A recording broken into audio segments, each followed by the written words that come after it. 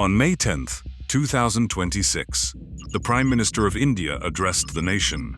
He did not talk about war. He did not announce an emergency. He asked you to stop buying gold. He asked you to cancel your foreign holiday. He asked you to work from home. Again, every news channel called it a sacrifice appeal. They missed the point entirely. This was not a request. This was a warning. And the clock behind it has already started. 33 kilometers. That is the width of the Strait of Hormuz at its narrowest point. Narrower than the distance from Delhi to Gurgaon. Through that 33-kilometer gap flows 21 million barrels of oil every single day. That is 21% of all oil traded on Earth, through one corridor. Iran sits on one side. Oman sits on the other. India sits 1,900 kilometers away and imports 87% of its crude through this route. In the last 30 days, crude prices have jumped from $70 to $126 per barrel. Every $10 rise in crude adds $14 billion to India's annual import bill. Prices have risen $56. Do the math. India is now paying $78 billion more per year than it was 30 days ago. This is why Modi spoke. India's foreign exchange reserves stand at $703 billion today. That is approximately 66,85,000 crore rupees. That sounds enormous, until you understand the burn rate. India imports 5 million barrels of crude every single day, at $126 per barrel. That is $630 million leaving India's forex every single day. The government has confirmed 60 days of crude stockpile, but that 60-day buffer is commercial stock held by refineries and traders. It burns fast under high demand. Day 61 has no answer yet. Now look at India's neighbors. Bangladesh has introduced fuel rationing. Sri Lanka moved government offices to a 4-day work week. Pakistan cut working days for all public offices. The Philippines declared a national energy emergency. These are not poor decisions. These are early warnings. India has not rationed yet. But Modi's speech was the softest possible version of what comes next if this drags on. Here is what makes India uniquely vulnerable. 85% of crude comes from West Asia, over 45% from the Gulf alone. Rerouting around Africa adds 15 days of transit per shipment. India does not have enough tankers under its own flag to absorb that delay. Strategic petroleum reserves cover roughly 9 days of consumption, not 60. Now factor in gold. India imports 700 to 800 tons of gold every year. Total annual gold import bill, over $45 billion. That is over 4,25,000 crore rupees leaving India permanently every year. Add overseas tourism. Indians spent $25 billion abroad last year. Combined, gold and tourism alone drain $70 billion from India's forex annually. And here is the angle nobody is talking about.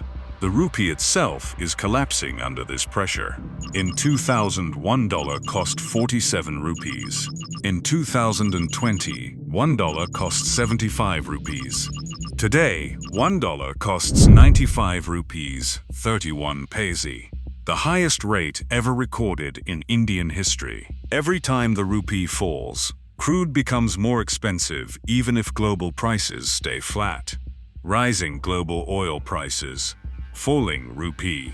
India is paying double on both sides simultaneously. Now factor in what happens when ordinary Indians change their habits.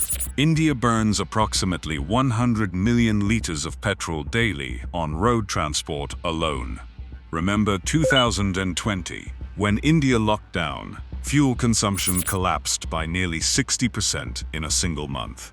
Crude imports fell. The import bill shrank. Forex pressure eased instantly. The country did not collapse. It breathed. Modi is not asking for a lockdown. He is asking for a fraction of that discipline, voluntarily. If 50 million office workers shift to work from home, India saves 100 million liters of fuel every single day.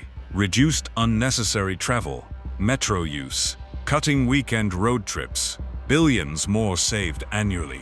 Reduce edible oil consumption by 20%. $2 billion stays in India. Choose Indian-made over imported electronics and goods. $15 billion preserved. Postpone gold. Skip the foreign holiday. Work from home. Add it all up, and India preserves nearly $100 billion annually.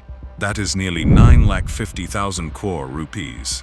Not through sanctions, not through borrowing, not through austerity, through 1,400 million people making slightly different choices. We did it under fear in 2020. Modi is asking us to do it under resolve now. That is not sacrifice. That is national leverage. Now here is what India is doing right that no one is covering. Excise duty cuts implemented immediately. Fuel prices held stable for civilians. LPG production increased by 50% as emergency response. Emergency credit line of 2,55,000 crore rupees unlocked for MSMEs and airlines. Russia oil discount deepened. India quietly accelerated non-dollar crude purchases. Every country watching India handle this crisis calmly, without panic, is a potential future partner. The nations that fracture under this pressure will need India's stability as an anchor. India is not just managing a crisis. India is positioning for what comes after. The Strait of Hormuz is 33 kilometers wide. One drone strike on the wrong tanker, one mine in the wrong lane, and 1,400 million Indians feel it within 60 days. Modi's ask was not about gold or holidays.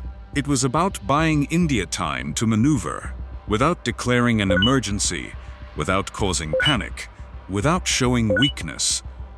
That is not a sacrifice appeal. This is strategy and resolve at its finest. This is the Terminal Intelligence Bureau. Like, share, and subscribe for more.